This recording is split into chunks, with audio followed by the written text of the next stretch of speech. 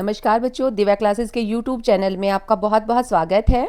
आज हम पढ़ेंगे 10th क्लास का बच्चों भूगोल का। ये है सेकंड चैप्टर जिसका नाम है वन और वन्यजीव संसाधन। तो वन और वन्यजीव संसाधन किस तरह से हमारे लिए इम्पॉर्टेंट है और किस तरह से हमें इनका संरक्षण करना है, ये सब कुछ हमें इस चैप्टर में पढ़ना है। तो चलिए अपना चैप्टर करते हैं शुरू। तो सबसे पहले चैप्टर का परिचय करते हैं बच्चों। भारत में जैव विविधता की दृष्टि से दुनिया के सबसे समृद्ध देशों में से एक है। जैव विविधता होती है बच्चों जीव जंतुओं की बहुत सारी प्रजातियां, और जीव जंतुओं की बहुत सारी प्रजातियां भारत के अंदर पाई जाती हैं जो दुनिया में कहीं और नहीं पाई जाती, जिसमें भारत बहुत समृद्ध है, बहुत रिच भारत की संस्कृति कल्चर जैव विविधता के दृष्टि से है। यहाँ की जो जलवायु है, भारत की जो जलवायु है बच्चों, वो और भौगोलिक संरचना, पारिस्थितिक तंत्र, ये सभी बहुत अलग अलग हैं, डिफरेंट है, जिसके कारण बहुत सारी जीव जंतु, पेड़ पौधे, इनकी बहुत तरह की वैरायटी भारत के अंदर पाई जाती है। लगभग 8% ज्ञात प्रजातियां, जिसमें वनस्पति पेड़ पौधे भी आते हैं और प्राणी भी आते हैं, ये भारत के अंदर पाई जाती हैं। विश्व की 8% प्रजातियां। और पारिस्थितिक तंत्र होता है बच्चों एक ऐसा क्षेत्र जिसमें जीव जंतु, पेड़ पौधे, सूरज की रोशनी, मिट्टी, पानी, ये सभी चीज़ें मिलके एक पारिस्थितिक तंत्र बनाते हैं। जैसे झील एक पारिस्थितिकी तंत्र है बच्चों, जैसे रेगिस्तान में जीव जंतु जो पाए जाते हैं, वहाँ की जो गर्मी, मिट्टी, धूल, जलवायु, जो सभी कुछ चीज़ें मिलके एक पारिस्थितिकी तंत्र बनाते हैं। तो भारत में इस तरह के पारिस्थितिकी जो तंत्र हैं उनकी भी बहुत ज़्यादा विविधता है। ये जो वनस्पति, पेड़ पौधे, जीव जंतु होते हैं बच्चों, ये पारिस्थितिकी यानी कि हमारे पर्यावरण को ही स्वस्थ नहीं रखते, इसका ही संतुलन नहीं बनाए रखते, बल्कि ये हमारे जीवन का मूल आधार होते हैं बच्चों। जैसे पेड़ पौधे हमें लकड़ी, दवाइयाँ, ऑक्सीजन और खाद्य सामग्री प्रदान करते हैं। लेकिन पिछले कुछ वर्षों से देखा जा रहा है कि वन और वन्यजीव जो संसाधन हैं हमारे, उनकी स्थिति चिंता का विषय बन गई है। पिछले चैप्टर में हमने पढ़ा था बच्चों कि संसाधन क्या होते हैं। तो प्रत्येक वो वस्तु जो हमारी ज़रूरतों को पूरा करती है वो संसाधन होती है। पेड़ पौधे, जीव जंतु, जल, तो ये सारी चीज़ें जो प्रकृति से हमें मिलती हैं ये सभी संसाधन है, और ये प्राकृतिक संसाधन है। तो उसी में हमारे वन और वनों में रहने वाले जीव जंतु भी हमारे लिए संसाधन हैं। इन संसाधनों पर पिछले कुछ दशकों से हम कह सकते हैं कि बहुत ज़्यादा संकट आ गया है, चिंता का विषय इनको बचाना हो गया है। इसके कुछ कारण रहे हैं बच्चों, जैसे अंधाधुंध वनों की कटाई, फिर इनका शिकार किया जाता है दांतों के लिए, हड्डियों के लिए, इनकी चमड़ी के लिए।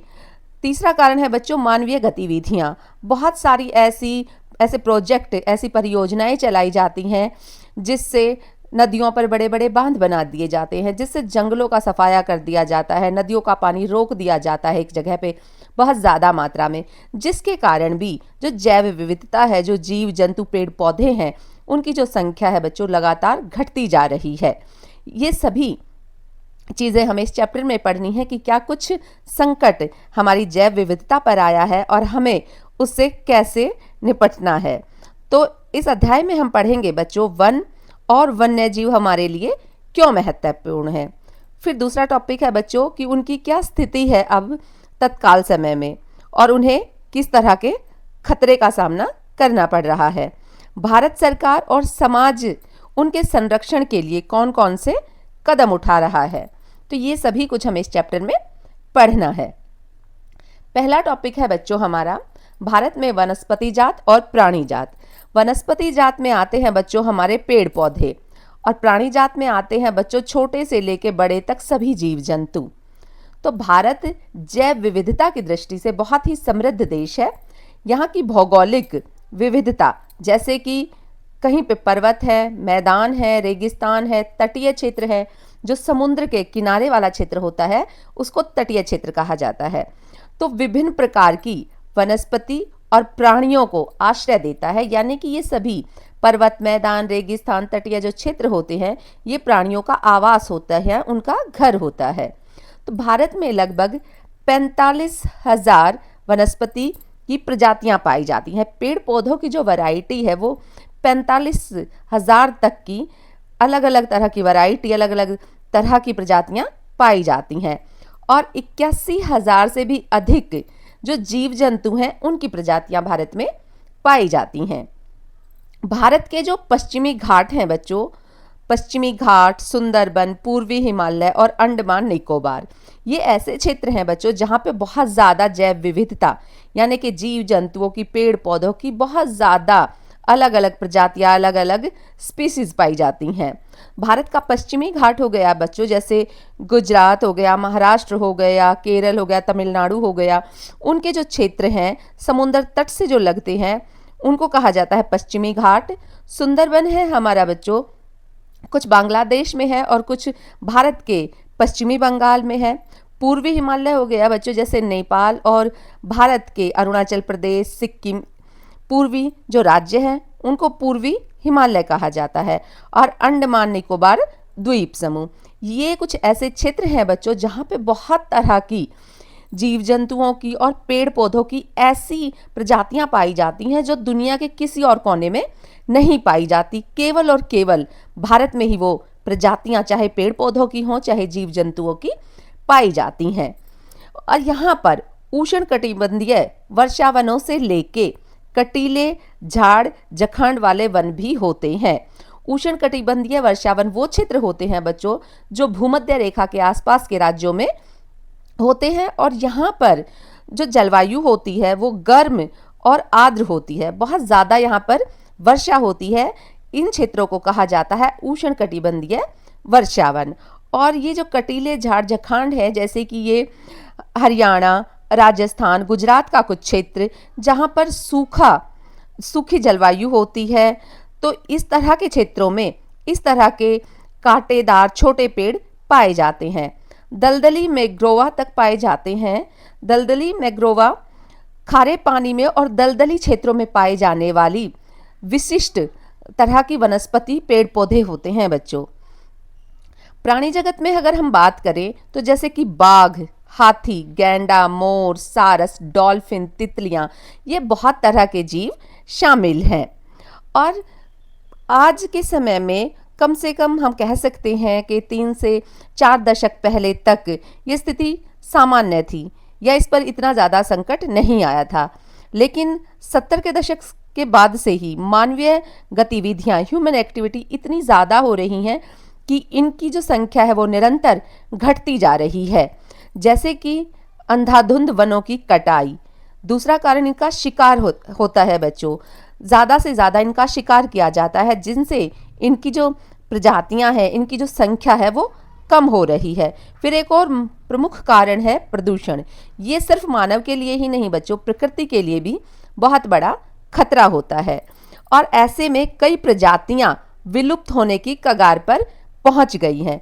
विलुप्त का अर्थ होता है बच्चों जो बहुत जल्द खत्म हो जाएंगी, उनको कहा जाता है विलुप्त होने वाली प्रजातियां।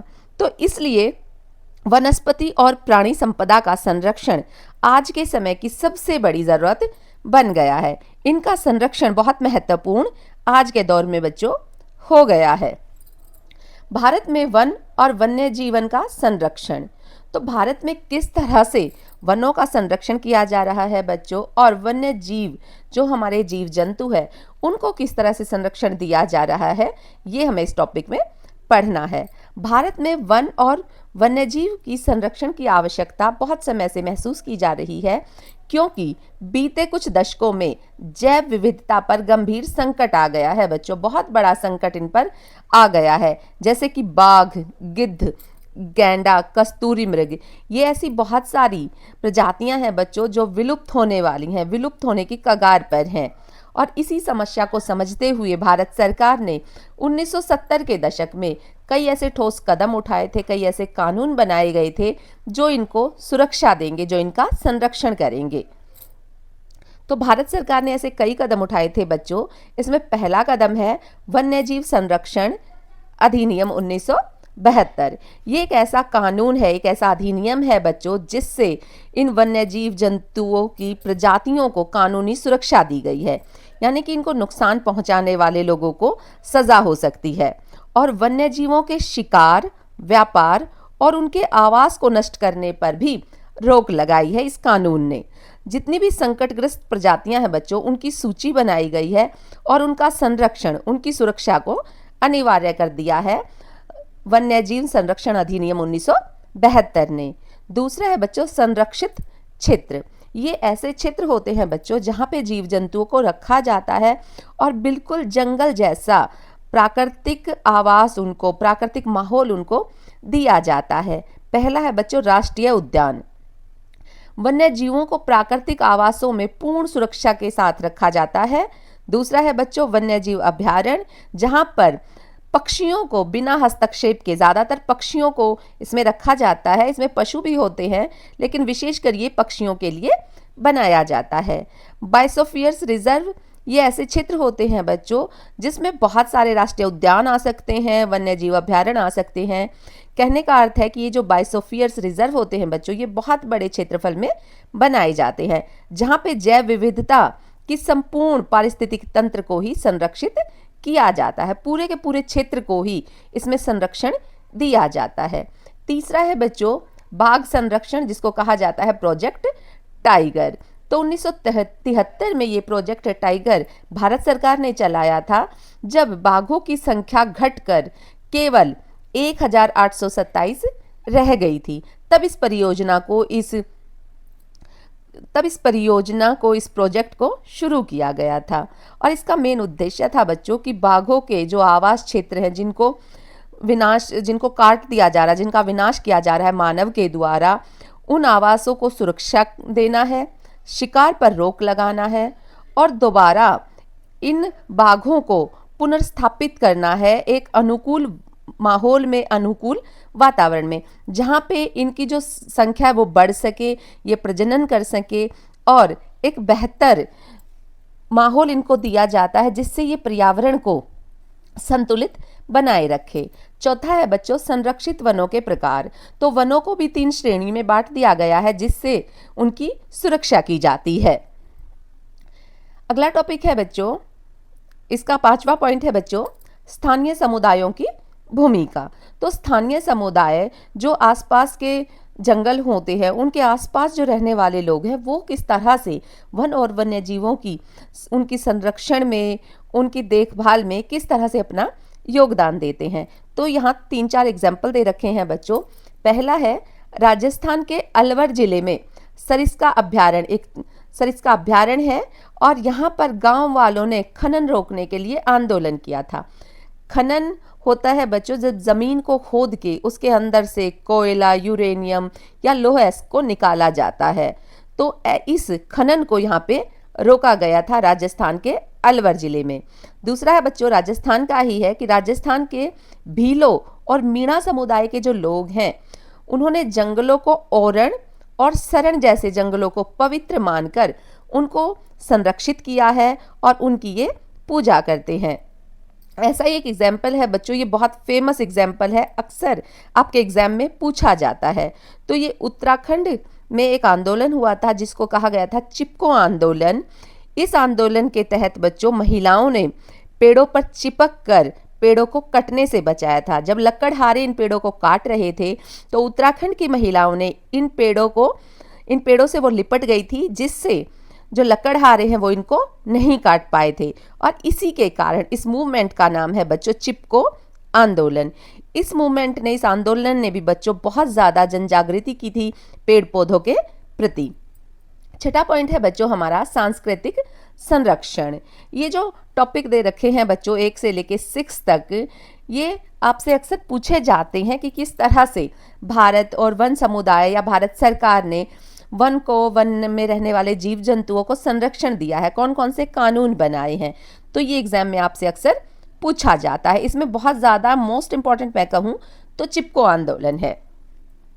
सांस्कृतिक संरक्षण किस तरह से वनों को और वनों में रहने वाले जीव जंतुओं को दिया जाता है। तो बहुत सारे समुदाय में बच्चों धार्मिक मान्यता होती है, पूजा जाता है जानवरों को, पेड़ पौधों को, जैसे पीपल, बरगद, तुलसी, आंवला, केला, ऐसे बहुत सारे पेड़ हैं जिनको पूजा जाता है।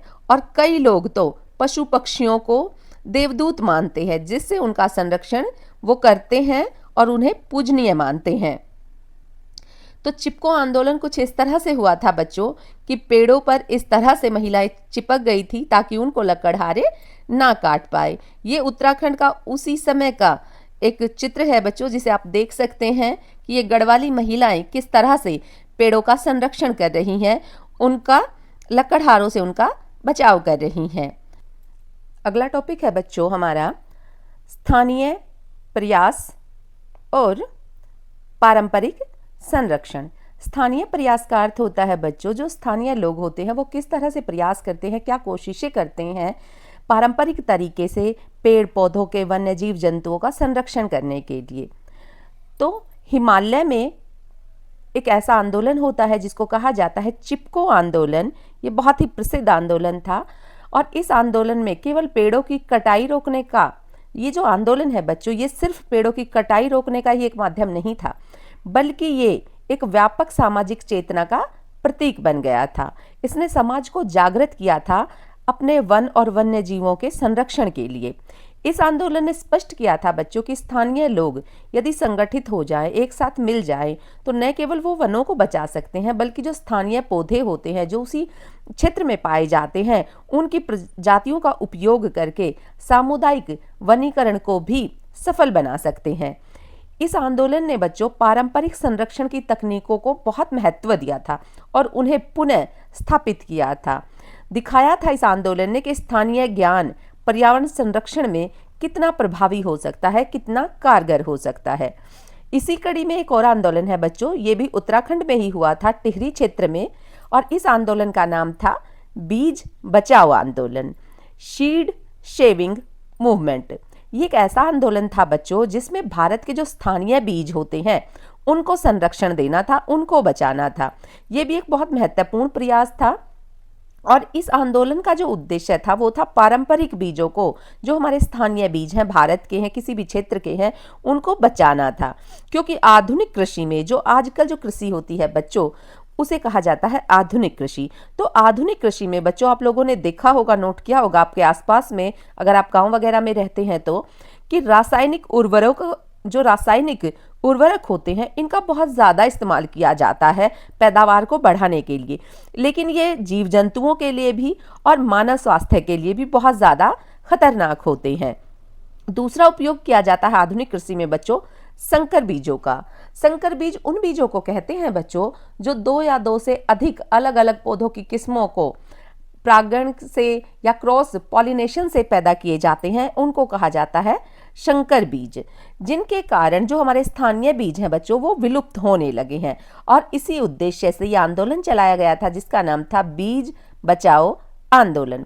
इस आंदोलन ने ये सिद्ध किया था बच्चों कि जो हमारे स्थानीय बीज हैं वो प्राकृतिक खाद और रसायन मुक्त होते हैं, क्योंकि उनमें जो हम प्राकृतिक तरीके से गोबर वगैरह की खाद बनाते हैं वही उनमें इस्तेमाल की जाती है, और इसीलिए इसमें रासायनिक बहुत कम डाले जाते हैं या बिल्कुल डाले ही नहीं जाते। तो ये हमारे स्वास्थ्य के लिए भी काफ़ी अच्छे होते हैं। स्वास्थ्य की सुरक्षा भी इसमें सुनिश्चित की जाती है और किसानों को आत्मनिर्भर बनाने के तरीके से ये जो बीज बचाओ आंदोलन है ये शुरू किया गया था। नवधान्य एक संगठन है जिसने इसकी शुरुआत की थी और व्यापक रूप से इस आंदोलन को चलाया था, जो आज भी चल रहा है। आज के ये जो प्रयास हैं पूरे देश में पर्यावरण के अनुकूल कृषि और जैव विविधता संरक्षण के प्रतीक बन चुके हैं बच्चों। तो चलिए देखते हैं अपना अगला टॉपिक, बाघ परियोजना बच्चों, प्रोजेक्ट टाइगर। ये बहुत इंपॉर्टेंट है, अक्सर एग्जाम में आपसे पूछा जाता है। भारत का जो राष्ट्रीय पशु है बच्चों आप सभी जानते होंगे वो हमारा बाघ है। तो भारत का राष्ट्रीय पशु बाघ हमारी जैव विविधता का, हमारी कहा जाए तो खाद्य श्रृंखला का, आहार श्रृंखला का सबसे मुख्य स्रोत है बाघ, और ये हमारी पारिस्थितिकी और सांस्कृतिक पहचान का भी प्रतीक बन गया है। परंतु 20वीं सदी के मध्य से ही बाघों की संख्या में भारी गिरावट आई है बच्चों। ये क्यों हुआ है बच्चों? इसका पहला जो कारण है, सबसे मेन कारण इसका है अंधाधुंध शिकार बाघों का किया गया है। जंगलों की कटाई बहुत ज़्यादा बड़े पैमाने पर की गई है। कृषि और बस्तियों का फैलाव, कृषि के लिए जंगलों को काटा जाता है, बड़ी बड़ी बस्तियां बसाई जाती हैं। जनसंख्या वृद्धि के कारण ये सब कुछ हो रहा है, जिससे प्राकृतिक जो इनके बाघों के प्राकृतिक आवास होते हैं बच्चों, उनका विनाश हो गया है, वो खत्म कर दिए गए हैं। और जिसके कारण एक समय में अनुमानित कहा जाता है कि 55,000 बाघ भारत के अंदर थे, लेकिन 1973 में जब ये गिनती की गई 1973 में बाघों की, तो ये संख्या केवल 1,827 ही रह गई थी, जो बहुत ज़्यादा चिंता का विषय थी बच्चों, बहुत ज़्यादा चिंताजनक ये स्थिति थी। इस गंभीर संकट को देखते हुए बच्चों, भारत सरकार ने 1973 में एक योजना चलाई जिसका नाम था बाघ परियोजना। ये बहुत इंपॉर्टेंट यहाँ से है बच्चों। 1973 में बाघ परियोजना की शुरुआत की गई थी और इस परियोजना का मुख्य उद्देश्य था बच्चों, बाघों को उनके प्राकृतिक आवासों में सुरक्षा देना और उनकी संख्या को बढ़ाना। और इसके लिए विशेष रूप से कुछ क्षेत्रों को संरक्षित किया गया बच्चों, और उन क्षेत्रों को नाम दिया गया बाघ अभयारण्य। बाघ अभयारण्य उनको कहा जाने लगा बच्चों, और जहां शिकार और अन्य हानिकारक गतिविधियों को पूरी तरह से रोक दिया गया था। इस परियोजना के पहले चरण में 9 टाइगर रिजर्व शामिल थे, जिनमें जिम कॉर्बेट जो भारत का सबसे पहला अभयारण्य है बच्चों, फिर है सुंदरबन, कान्हा और रणथंभौर। बाघ परियोजना केवल बाघों की रक्षा तक ही सीमित नहीं है बच्चों, इसका उद्देश्य है पूरे के पूरे पारिस्थितिक तंत्र को, जिसमें सभी जीव जंतु, पेड़ पौधे, झील, नदियां, सभी कुछ आता है, उस सभी को संरक्षण दिया गया है। यानी जंगल, जल, वनस्पति और जीव जंतु सभी को इसमें सुरक्षित किया गया है। समय के साथ इस परियोजना का विस्तार होता गया है और अब देश भर में 50 से भी अधिक बाघ अभयारण्य सक्रिय हैं। इन संरक्षित क्षेत्रों में बच्चों वैज्ञानिक प्रबंधन होता है, वैज्ञानिक होते हैं, डॉक्टर होते हैं जो इन जीव जंतुओं की देखभाल करते हैं, इनकी जांच करते हैं, निगरानी इन पर पूरी तरह से रखी जाती है। स्थानीय जो समुदाय होते हैं उनकी भी भागीदारी, उनका भी सपोर्ट सराहनीय होता है, महत्वपूर्ण होता है। इस परियोजना की सफलता यह दिखाती है बच्चों कि जब सरकार, विशेषज्ञ और आम जनता, किसी भी देश की आम जनता सभी मिलकर प्रयास करते हैं तो किसी भी संकटग्रस्त प्रजाति को बचाया जा सकता है। आज भी बाघ परियोजना भारत की सबसे प्रभावशाली सफल वन्यजीव संरक्षण पहलों में से एक मानी जाती है, जिसने न केवल बाघों को विलुप्त होने से बचाया है बच्चों, बल्कि जैव विविधता की भी रक्षा की है। जो हमारी जैव विविधता है बच्चों, उसका सबसे मुख्य जीव जो है वो बाघ है बच्चों, और ये जन जागरूकता का भी एक कारण बनी है बाघ परियोजना। अगला टॉपिक है बच्चों हमारा वन्यजीव अधिनियम 1980 और 1986 के अंतर्गत संरक्षण। 1980 और 86 के अंतर्गत कौन से नियम कानून बनाए गए और किन जीव जंतुओं को इसमें संरक्षण दिया गया, सुरक्षा दी गई?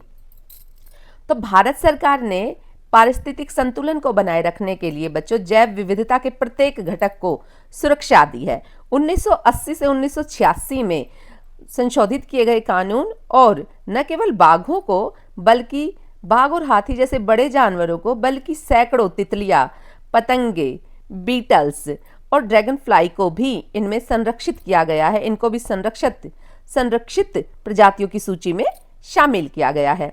जैव विविधता संरक्षण की दिशा में एक महत्वपूर्ण व्यापक कदम है 1980 और 1986 का अधिनियम। 1991 में पहली बार 6 पौधों की प्रजातियों को भी संरक्षित किया गया है बच्चों, जिसमें से प्रमुख है कीटभक्षी पौधा। ये केवल मेघालय में पाया जाता है, और दुर्लभ प्रकार की साइकिस जाति, एक प्रकार का ऑर्किड औषधीय पौधा जो हिमालय में पाया जाता है। इन पौधों का संरक्षण इसलिए भी आवश्यक है बच्चों, क्योंकि ये अत्यधिक उपयोगी हैं। ये बहुत तरह की दवाइयाँ, औषधियाँ बनाने के लिए काम आते हैं और जिनकी जो संख्या वो घटकर बहुत कम हो गई है। ये जो प्रजातियां हैं इन पौधों की, ये भी विलुप्त होने की कगार पर पहुंच गई हैं। इन छोटे परंतु पर्यावरणीय दृष्टि से अत्यंत उपयोगी जीवों को और पौधों को संरक्षित करने का प्रयास यह दर्शाता है बच्चों कि भारत की संरक्षण नीति समग्र और दूरदर्शी है, जो प्रत्येक जीव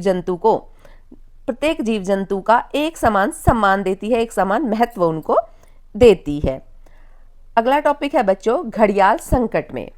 तो घड़ियाल हमारा एक जलीय जीव होता है बच्चों, जो खारे पानी में, मीठे पानी में, तब सभी तरह के पानी में पाया जाता है और ये मगरमच्छ की ही एक प्रजाति होती है। घड़ियाल भारत में पाया जाने वाला विशेष प्रकार का जलचरी सरीसृप होता है, जो मगरमच्छ परिवार का एक सदस्य होता है, लेकिन उससे थोड़ा अलग होता है। इसकी पहचान जो है बच्चों लंबे, पतले और नुकीले जबड़े से होती है। मगरमच्छ से कुछ अलग इसका जबड़ा होता है और विशेषकर ये मछलियां पकड़ने के लिए ठीक होता है, अनुकूल होता है। घड़ियाल मुख्यतः बच्चों गंगा, चंबल, सोन, रामगंगा और ब्रह्मपुत्र जैसी नदियों में ज़्यादातर पाया जाता था। लेकिन एक ऐसा भी समय था बच्चों जब ये पूरे के पूरे भारतीय उपमहाद्वीप में व्यापक रूप से पाया जाता था। बहुत ज़्यादा संख्या इसकी भारत के पूरे उपमहाद्वीप में पाई जाती थी। लेकिन आज ये बहुत गंभीर संकट में है, संकटग्रस्त इनकी प्रजाति हो चुकी है बच्चों। 20वीं शताब्दी के मध्य तक घड़ियालों की जो संख्या है वो 96% की गिरावट उसमें दर्ज की गई है बच्चों। और इसका मेन कारण, इसके कई मुख्य कारण है बच्चों जो विशेषकर मानव से ही जुड़े हुए हैं। नदियों का प्रदूषण, नदियों में कल कारखानों का, फैक्ट्रियों का दूषित पानी, केमिकल वाला पानी छोड़ दिया जाता है बच्चों, जिससे भी इनकी संख्या में कमी आई है। दूसरा कारण है बच्चों बालू खनन, नदियों से रेत को निकाल देना भी ये कारण बना है घड़ियालों की कम संख्या का। नदी किनारे ज़्यादा अतिक्रमण, अतिक्रमण का मतलब होता है बच्चों जो नदी किनारे के जो क्षेत्र हैं उनको भी मानव ने कब्जा कर लिया है, उन पर भी अतिक्रमण कर लिया है, जिससे इनकी जो संख्या वो घट रही है, क्योंकि इनको वो क्षेत्र नहीं मिल रहा। जिस क्षेत्र में नदियों के किनारे ये रहते थे उस पर अब मानव का अतिक्रमण हो चुका है। मछलियों का अत्यधिक शिकार किया जाता है मानव के द्वारा, तो इनके खाने की भी कमी हो जाती है। तथा घड़ियालों का आकस्मिक फंस जाना, ये कहीं भी मछलियों के जाल में या किसी और तरह से फंस जाते हैं और फिर इनको मार दिया जाता है मानव के द्वारा। तो ये भी बहुत ज़्यादा बड़ी संकट में घड़ियाल हैं। इसी कारण इनको भी संरक्षण सुरक्षा भारत सरकार ने दी है। इस गंभीर स्थिति को देखते हुए भारत सरकार और कई गैर सरकारी संस्थाओं ने मिलकर बच्चों घड़ियाल संरक्षण कार्यक्रम शुरू किया गया है और इसका मुख्य उद्देश्य है बच्चों घड़ियालों को संरक्षित जल क्षेत्रों में फिर से बसाना, फिर से प्रजनन केंद्र स्थापित करना जहां ये अपने बच्चों को जन्म दे सके और सुरक्षित इनको माहौल दिया जाए और जनता में भी इनके प्रति जागरूकता फैलाई जाए। उदाहरण के लिए बच्चों राष्ट्रीय चंबल घड़ियाल अभ्यारण्य इस दिशा में एक महत्वपूर्ण प्रयास है और घड़ियाल संकट में नामक यह पोस्टर विद्यार्थियों को ये बताने का प्रयास करता है बच्चों कि कैसे एक विशिष्ट और अद्भुत जीव जो भारत की नदियों के पारिस्थितिकी का महत्वपूर्ण हिस्सा था, आज मानव की गतिविधियों के कारण, ह्यूमन एक्टिविटी के कारण उनका अस्तित्व संकट में है। और ये पोस्टर न केवल जानकारी देता है बच्चों, बल्कि ये भी जागरूकता का माध्यम है कि छात्र, शिक्षक और आम जनता ये सोचने के लिए प्रेरित करता है कि जैव विविधता के संरक्षण में इनकी जो भूमिका है वो कितनी इम्पॉर्टेंट है। वन और वन्यजीव संसाधनों के प्रकार और वितरण। भारत में बच्चों वनों की सुरक्षा और उनके नियंत्रण के आधार पर वनों को 3 श्रेणियों में बांटा गया है। 3 श्रेणियों में वनों को इसलिए बांटा गया है बच्चों ताकि जो क्षेत्र ज़्यादा संरक्षण के लायक हो उनको ज़्यादा संरक्षण मिले, जो कम संरक्षण के तहत आते हों उन पर उतना ही ध्यान दिया जाए। तो कुछ क्षेत्र ऐसे होते हैं बच्चों जिनकी बहुत ज़्यादा क्षति हो चुकी होती है, तो उन क्षेत्रों को आरक्षित वनों के तहत रखा गया है। वनों को 3 श्रेणियों में बांटा गया है: आरक्षित वन, संरक्षित वन और अवर्गीकृत वन। आरक्षित वन सबसे अधिक संरक्षित क्षेत्र होते हैं बच्चों, जिनमें शिकार करना, लकड़ी की कटाई, किसी भी प्रकार की मानवीय गतिविधि नहीं होती और बिना सरकार की अनुमति के वहाँ पे कोई भी आ जा नहीं सकता। ये वन सरकार के प्रत्यक्ष नियंत्रण में होते हैं बच्चों। डायरेक्ट नियंत्रण सरकार का इन वनों पर होता है और ये राष्ट्रीय संपदा के रूप में माने जाते हैं आरक्षित वन। संरक्षित वन अपेक्षाकृत कम संरक्षित होते हैं बच्चों और इसमें मानवीय थोड़ी बहुत गतिविधियां की जा सकती है, जैसे ईंधन के लिए सूखी लकड़ियां संरक्षित वनों से इकट्ठी की जा सकती हैं। पशुओं के लिए चारा वहाँ के जो स्थानीय लोग हैं वो ले सकते हैं, इनकी अनुमति स्थानीय लोगों को होती है, लेकिन वन विभाग का जो नियंत्रण होता है वो पूरा होता है बच्चों। तीसरी तरह के जो वन है बच्चों वो है अवर्गीकृत वन, जो न तो पूरी तरह सरकार के हाथों में होते हैं और न ही पूरी तरह निजी स्वामित्व होता है, स्थानीय लोगों का भी पूरा स्वामित्व नहीं होता और इनका उपयोग अक्सर स्थानीय समुदाय, ग्राम सभाओं और जनजातियों द्वारा किया जाता है। इन वनों की निगरानी और उपयोग पर उतनी सख्त निगरानी नहीं होती जितनी कि आरक्षित और संरक्षित वनों में होती है, इसलिए इनका संरक्षण एक चुनौती बन गया है। भारत में वनों का जो वितरण है बच्चों वो भौगोलिक और पारिस्थितिक विविधता के अनुसार अलग अलग है, क्योंकि भारत की जो भौगोलिक स्थिति है बच्चों वो बहुत अलग अलग तरह की है। मध्य प्रदेश, ओडिशा, महाराष्ट्र, पूर्वोत्तर के जो राज्य हैं असम, मेघालय, मणिपुर और पश्चिमी घाट जैसे क्षेत्र, यहाँ पर बहुत ज़्यादा घने वन पाए जाते हैं बच्चों। बहुत ज़्यादा घने वन यहाँ पर पाए जाते हैं और इन्हीं क्षेत्रों में बहुत तरह की जीव जंतुओं की, पेड़ पौधों की प्रजातियाँ पाई जाती हैं। जबकि राजस्थान, गुजरात, हरियाणा ये जो क्षेत्र है ये सूखे क्षेत्र हैं और इन क्षेत्रों में कटीली झाड़ियाँ और छोटे पेड़ों वाले वन पाए जाते हैं। इसके अलावा अगर बात की जाए कि सुंदरबन, तो सुंदरबन जैसे क्षेत्र दलदली और मैग्रोवा तरह की यहाँ पे वनस्पतियाँ पाई जाती हैं और मैग्रोवा वनों के लिए सुंदरबन प्रसिद्ध है। भारत का वन्य जीवन भी इसी विविधता को दर्शाता है, जैसे बाघ, गैंडा, हाथी, हिम तेंदुआ, डॉल्फिन, मोर ये अलग अलग क्षेत्रों में पाए जाते हैं और इन संसाधनों के संरक्षण हेतु भारत ने अनेक राष्ट्रीय उद्यान, वन्य जीव अभयारण्य और बायोस्फीयर्स रिजर्व स्थापित किए हैं, जिसमें वनों और जीवों का प्राकृतिक आवास संरक्षित रह सके। उनके जो प्राकृतिक आवास, प्राकृतिक जो घर होते हैं उनको पूरी सुरक्षा दी जाए। समुदाय और वन संरक्षण, तो समुदाय किस तरह से वनों का संरक्षण करते हैं।